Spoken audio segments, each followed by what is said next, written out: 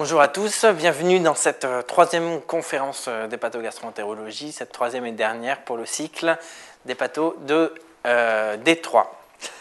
Alors, dans cette conférence, on va faire surtout de l'hépato, un petit peu de gastro, un petit peu mélangé, vous allez voir ça. On va commencer avec ce premier dossier. Donc ce premier dossier, c'est un patient de 37 ans.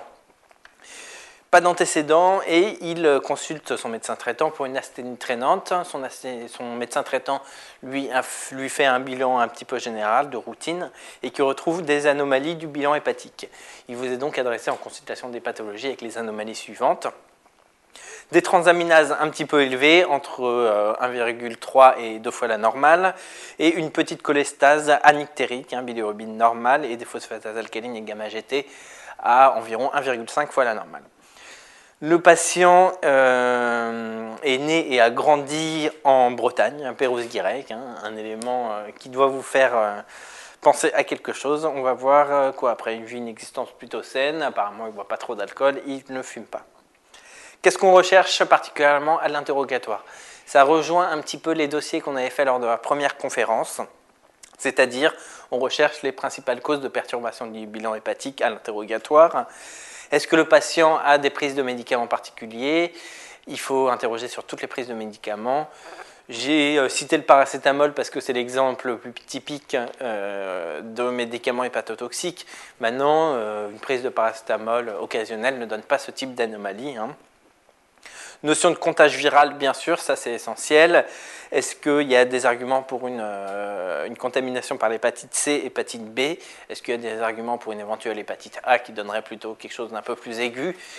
Des arguments pour un VIH. Donc qu'est-ce qu'il faut interroger? Il faut interroger le patient sur un comptage sanguin éventuellement, une transfusion, une toxicomanie intraveineuse. Un comptage sexuel, bien sûr, vous l'interrogez sur ses conduites sexuelles, est-ce qu'il y a des conduites sexuelles à risque. Un comptage alimentaire dans le cadre de l'hépatite A, même si là on n'est pas trop dans ce contexte-là d'hépatite aiguë. Et alors pour l'hépatite A, un petit truc qu'il faut absolument penser aux fruits de mer. Alors il y a les contaminations dans les pays d'Afrique notamment, des contaminations endémiques avec d'autres aliments, mais en France c'est essentiellement les fruits de mer et l'hygiène générale, l'hygiène alimentaire générale. Et enfin, le comptage épidémique, l'origine géographique et le voyage récent, bien sûr. Les toxiques, on a parlé des médicaments. Le toxique à envisager systématiquement pour les perturbations du bilan hépatique, c'est l'alcool, il faut absolument le citer, c'est l'élément essentiel. Et enfin, les facteurs de risque d'hépatite métabolique, on en a parlé plusieurs fois, la NASH, le diabète, l'hypertension, dyslipidémie, surpoids, et prise de poids, des fluctuations de poids récentes notamment, qui sont des facteurs de risque associés à la NASH. Les facteurs d'hémochromatose, alors là je voulais bien sûr vous orienter là-dessus. Est-ce qu'il a des antécédents familiaux, des antécédents personnels qui peuvent évoquer une hémochromatose, donc les différentes atteintes de l'hémochromatose, le diabète, l'atteinte cardiaque, la chondrocalcinose. Il faut rechercher aussi un contexte auto-immun, c'est plutôt chez les femmes jeunes qu'on trouve les hépatites auto-immunes notamment, hépatite auto-immune et cirrhose biliaire primitive, qui est un peu le même groupe de maladies auto-immunes hépatiques. C'est plutôt les femmes jeunes ou d'âge moyen avec d'autres pathologies auto-immunes. Mais bon, ça arrive aussi chez l'homme. La question numéro 2. Donc, à l'interrogatoire, le patient n'est pas vraiment loquace. On parvient tout de même à apprendre que son frère était atteint de diabète. Lui, on ne connaît pas vraiment d'antécédents, à part des douleurs récidivantes du poignet droit. Donc c'est la poignée de main douloureuse, assez typique. C'est des douleurs qu'il réveille au milieu de la nuit, donc des douleurs inflammatoires. Son collègue Gwenaël, un autre breton, lui dit qu'il s'agissait sûrement d'une tendinite du poignet. À force de retourner ses crêpes, pourquoi pas, mais il faut penser à autre chose, bien sûr. Quelle étiologie on suspecte à ce moment-là? On suspecte une hémochromatose génétique. Tout à fait. Pourquoi? Déjà parce qu'il est breton. Il y a beaucoup d'hémochromatose en Bretagne. Après, il y a des localisations extra-hépatiques de l'hémochromatose avec les douleurs du poignet qui font chondrocalcinose articulaire. Il n'y a pas d'autres causes. Peut-être l'alcoolisme, parce qu'il travaille dans une crêperie. Oui, l'alcoolisme qui peut être un facteur surajouté, mais qui n'est pas un facteur d'hémochromatose. Donc, on suspecte effectivement une hémochromatose génétique devant l'origine bretonne. Alors, il n'y a pas que des hémochromatoses que chez les Bretons, mais c'est quand même un gros facteur épidémiologique. Et surtout à l'internat, si vous avez une hémochromatose, je pense que vous mettrez un breton. Ils sont en général assez caricaturaux à l'internat. La douleur du poignet droit qui doit faire évoquer une chondrocalcinose articulaire, d'autant plus que c'est une douleur inflammatoire. L'antécédent familial au premier degré de diabète aussi, qui peut éventuellement être une atteinte de l'hémochromatose dans sa famille. Cytolyse et cholestase anictérique, ça c'est des arguments biologiques, et surtout l'absence d'autres causes évidentes. Bien sûr, c'est l'interrogatoire qui nous donnera cette absence de cause évidente, mais on nous dit qu'il n'y a pas grand-chose d'autre. Quel est le bilan paraclinique de cette hémochromatose? Alors, premièrement, il faut confirmer qu'on est dans le cadre d'une atteinte hépatique chronique, donc répéter les bilans hépatiques, et on parle d'atteinte hépatique chronique au bout de 6 mois d'anomalie du bilan hépatique, donc il faudra faire un nouveau bilan hépatique à 6 mois. Deuxièmement, le bilan général d'une atteinte hépatique, ça rejoint un peu le bilan de cirrhose, mais un peu plus light. Il faudra faire les sérologies, hépatite B, hépatite C, et le VIH. Dans le cadre, le VIH surtout pour une co-infection, mais il peut y avoir aussi des anomalies du bilan hépatique en cas de primo-infection notamment. Dans le cas particulier, si on est dans le cadre d'une hépatite aiguë, on fera aussi l'hépatite A. On demande également le bilan métabolique pour une hépatopathie métabolique, le bilan cholestérol total, le glucose. Un bilan général pour le retentissement et en orientation, un FS plaquette, l'hémostase avec l'ETP pour voir s'il y a une baisse du TP et un bilan inflammatoire avec une CRP. Et on demandera bien sûr un bilan martial pour s'orienter vers l'hémochromatose, donc un bilan martial avec le fer sérique, la ferritinémie et un coefficient de saturation de la transférine indispensable pour le bilan d'hémochromatose. Ensuite, devant toute anomalie du bilan hépatique, de manière générale, il faut demander une échographie hépatique qui nous orientera.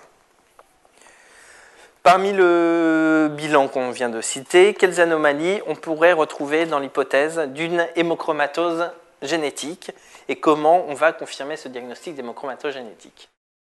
Donc, en faveur du diagnostic, on a déjà les anomalies chroniques du bilan hépatique avec la persistance de la cholestase et de la cytolyse. Tout à fait. Après, on va retrouver les anomalies du bilan martial avec une augmentation du fer sérique et de la ferritinémie et une anomalie franche du coefficient de saturation de la transférine. Tout à fait. Et pour le diagnostic positif de certitude, on peut rechercher une mutation du gène HFE. Donc, le plus souvent, c'est la mutation C282Y après le consentement du patient. Après consentement du patient, bien sûr.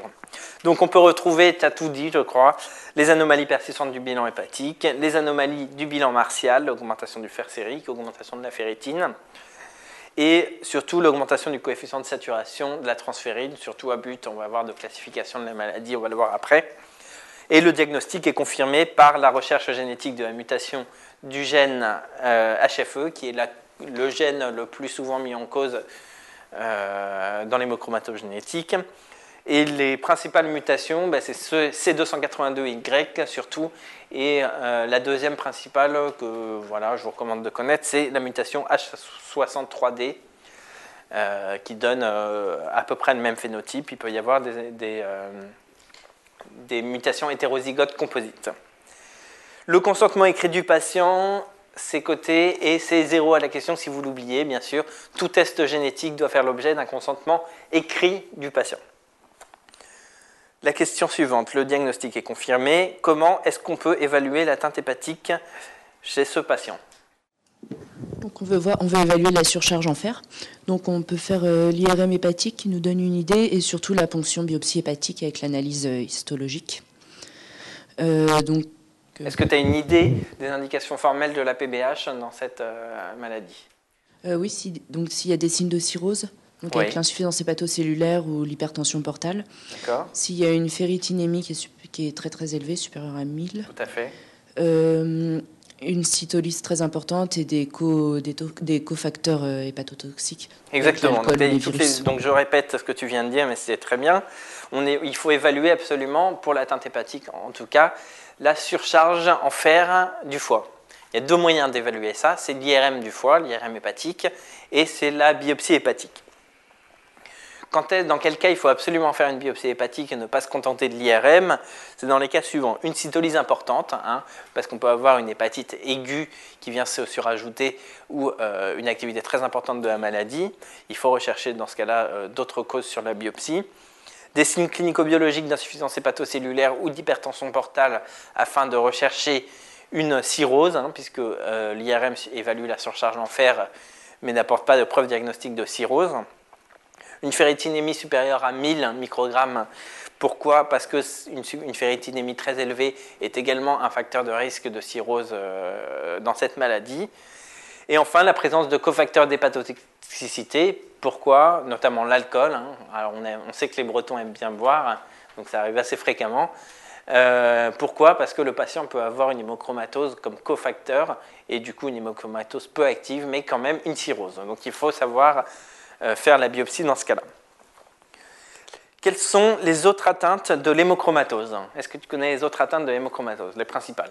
Il y a l'atteinte hépatique, il peut y avoir une atteinte cardiaque, des atteintes articulaires, des atteintes endocriniennes avec le diabète, gonadique et osseuse.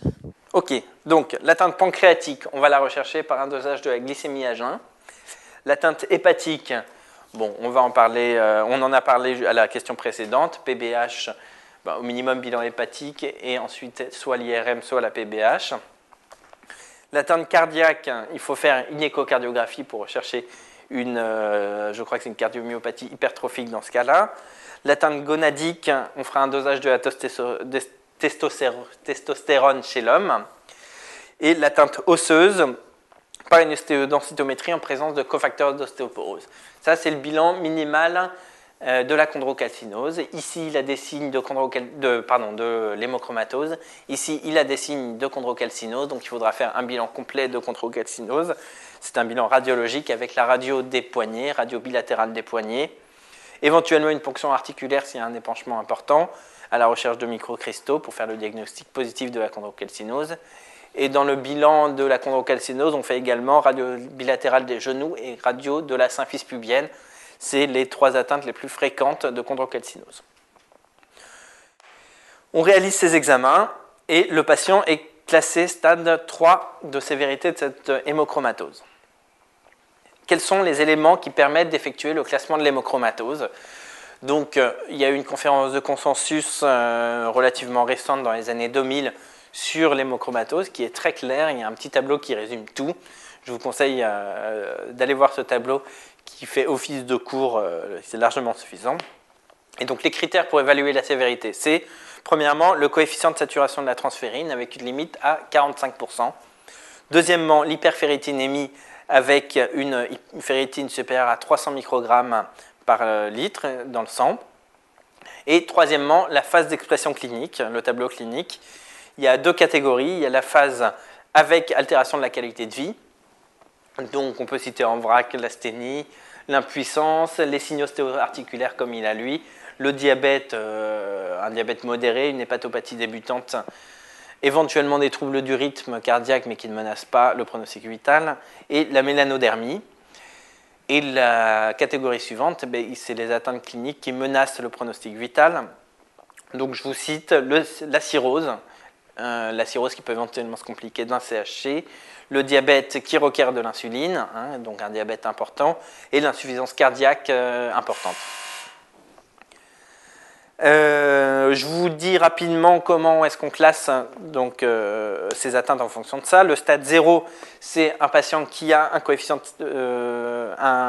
de saturation inférieur à 45%, une ferritine normale et pas d'expression clinique. Donc en gros, ces patients-là sont souvent dépistés par dépistage génétique parce qu'il y a un apparenté qui est atteint, donc on les a dépistés, mais il n'y a aucune conséquence chez eux. Chez eux, quelle sera la thérapeutique et le suivi proposé?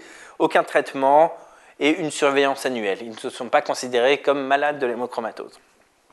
Le stade 1 d'hémochromatose, toujours dans le cadre de l'hémochromatose C282Y, il n'y a pas d'expression clinique. La saturation de la transférine, par contre, est à plus de 45%. Cependant, la ferritine reste normale. Dans ce cas-là, on propose aucun traitement, puisqu'il n'y a pas d'expression clinique, mais on propose une surveillance annuelle. Le stade 2, c'est toujours pas d'expression clinique, mais une saturation de la transférine supérieure à 45% avec une hyperferritinémie. Dans ce cas-là, il faudra, dès qu'il y a une hyperferritinémie, il faut traiter l'hyperferritinémie et par saignée régulière, on va le voir juste après. Et enfin, le stade 3, c'est la phase d'expression clinique présente, avec ou sans complications. Il y a le stade suivant qui est avec les complications, c'est-à-dire l'atteinte du pronostic vital. Donc avec la saturation transférine élevée et une hyperferritinémie. Donc dans ce cas-là, on parle de maladie hémochromatosique affirmée et il faut bien sûr traiter. Donc voilà pour la classification. Une petite remarque pour la limite de la ferritine, ce n'est pas la même chez l'homme et chez la femme.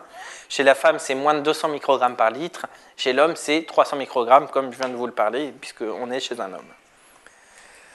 Donc on est stade 3, donc une phase d'expression clinique. Quel traitement, en 2 mots, quels sont les points clés du traitement? On va avoir un traitement étiologique donc de l'hémochromatose par saignée, vu qu'il est en stade 3. D'accord.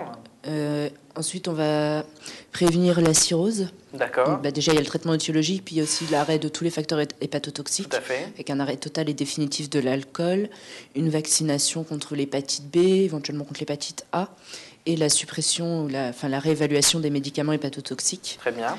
Et on va traiter sa chondrocalcinose articulaire par anti-inflammatoire non stéroïdien, si tant est qu'il n'a pas de cirrhose et pas de Très bonne hypertension remarque. portable. Et après, on va surveiller l'efficacité et la tolérance du traitement. Donc effectivement, tu as globalement tout dit, je vais détailler un peu. Donc le traitement déplétif par saignée, c'est le traitement de la chondrocalcinose, le traitement étiologique de l'hémochromatose, donc le traitement étiologique. Donc le traitement par saignée, en voici les modalités. Comme dit dans la conférence de consensus, il y a une phase d'induction par saignée au maximum hebdomadaire. Il ne faut pas dépasser une saignée par semaine dans la phase d'induction. Et l'objectif initial, c'est une ferritine qui se normalise, c'est-à-dire une ferritine inférieure à 50 microgrammes par décilitre.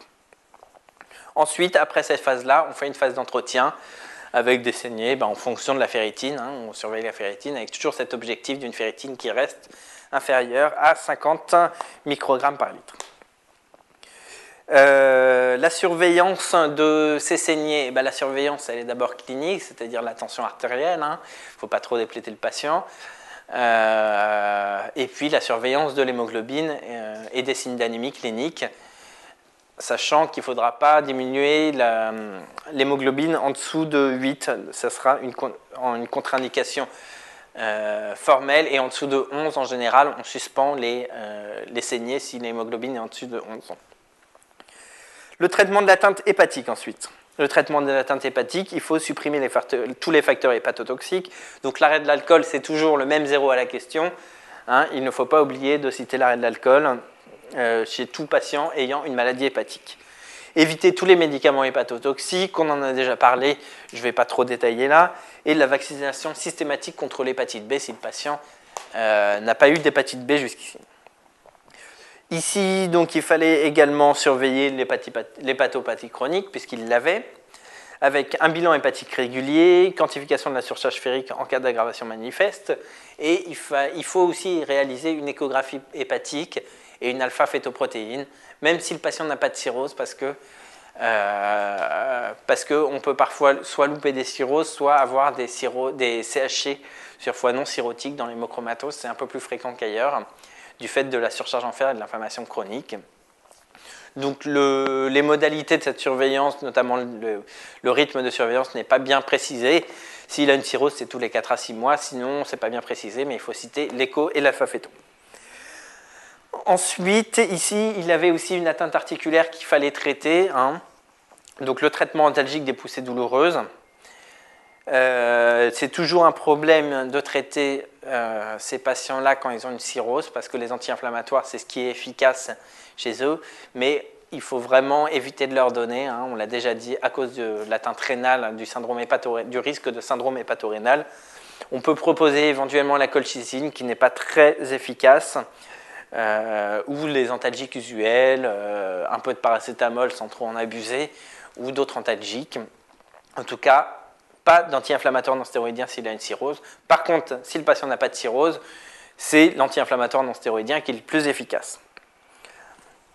Et on surveillera la tolérance du traitement par INS avec la fonction rénale et puis l'existence de signes dyspeptiques.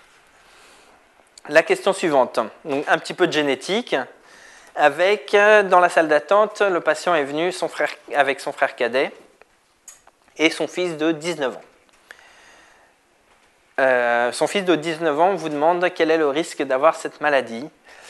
Qu'est-ce que vous lui répondez? Comment on peut évaluer ce risque? Déjà, il faut être sûr que le patient accepte que sa famille soit au courant du diagnostic. Tout à fait. Après, donc, on lui propose une consultation avec un généticien. Donc là, si le patient il a une mutation homozygote, on peut proposer un dépistage génétique. Donc à ses frères et sœurs, à ses parents, qui sont vraisemblablement hétérozygotes ou homozygotes, et à ses enfants. D'accord. Et avec le test génétique, sans attendre les résultats, on fait le bilan hépatique avec le bilan martial. D'accord. Donc effectivement, ce que dit la conférence de consensus, c'est qu'on propose le test génétique à la famille, mais après accord du patient. C'est le patient lui-même qui doit proposer au reste de sa famille le test génétique. Ça, il faut bien le dire, hein, c'est lui qui a la charge d'informer la famille. C'est 0 à la question si vous ne l'aviez pas mis. Donc, on peut proposer éventuellement une consultation génétique ou le faire dans son coin. C'est mieux de proposer une consultation génétique pour rechercher la mutation C282Y ou éventuellement H63D. C'est des kits qui détectent les deux. Après, information et obtention d'un consentement écrit pour tous les patients qui vont avoir ce test génétique. Hein. Chacun doit donner un consentement écrit. Donc 0 à la question si vous oubliez le consentement écrit. À qui on propose ça? On propose ça aux apparentés du premier degré. Donc les parents du patient, les frères et sœurs du patient, les enfants du patient. Une petite subtilité qui est dite dans la conférence de consensus, les enfants mineurs du patient ne doivent pas recevoir en théorie, ne doivent pas bénéficier en théorie de ce test génétique avant leurs 18 ans. Pourquoi? Parce que les atteintes hépatiques sont exceptionnelles avant 18 ans dans cette maladie, ça vient beaucoup plus tardivement. Et les atteintes graves, de manière générale, sont rares. Donc c'est une maladie qui ne s'exprime pas avant 18 ans, donc du point de vue éthique, on préfère attendre qu'il ait 18 ans.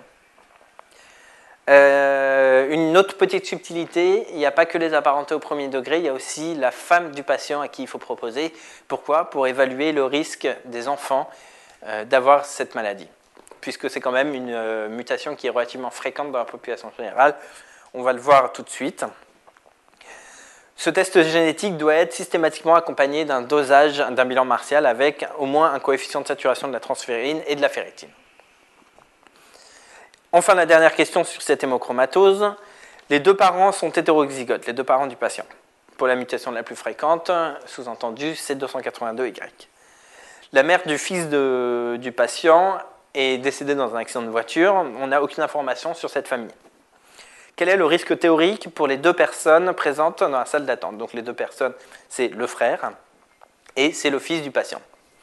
Donc le frère du patient, c'est assez facile. On sait que ses deux parents sont hétérozygotes. Donc le risque, c'est un demi de recevoir le chromosome muté du père, fois un demi de recevoir le chromosome muté de la mère, ce qui fait un risque d'un quart d'être homozygote pour la mutation C282Y. Sachant que c'est une maladie récessive, il lui faut les deux chromosomes pour exprimer cette maladie. Pour le fils, c'est un petit peu plus compliqué, parce qu'on n'a pas le statut de sa mère. La probabilité que sa mère soit hétérozygote, c'est la prévalence de l'hétérozygotie dans la population générale, qui est de 12%. Bon, on suppose qu'elle était au maximum hétérozygote, puisque l'homozygotie est beaucoup plus rare. Donc on a eu un risque de 12% pour qu'elle soit hétérozygote, et la probabilité que le fils hérite de cet allèle muté en cas d'hétérozygote est de la moitié de ces 12%. Donc un demi fois 12%, ce qui fait 6%. La probabilité que le fils hérite de l'allèle muté du père, elle est de 100% puisque le père a deux allèles mutés puisqu'il a la maladie. Au total, la probabilité que le fils soit homozygote et donc qu'il ait une maladie hémochromatose, en tout cas qu'il ait cette mutation homozygote, est de 6%. Voilà pour ce dossier sur l'hémochromatose, une maladie qui n'est pas très fréquente mais qu'on rencontre quand même dans une pratique normale.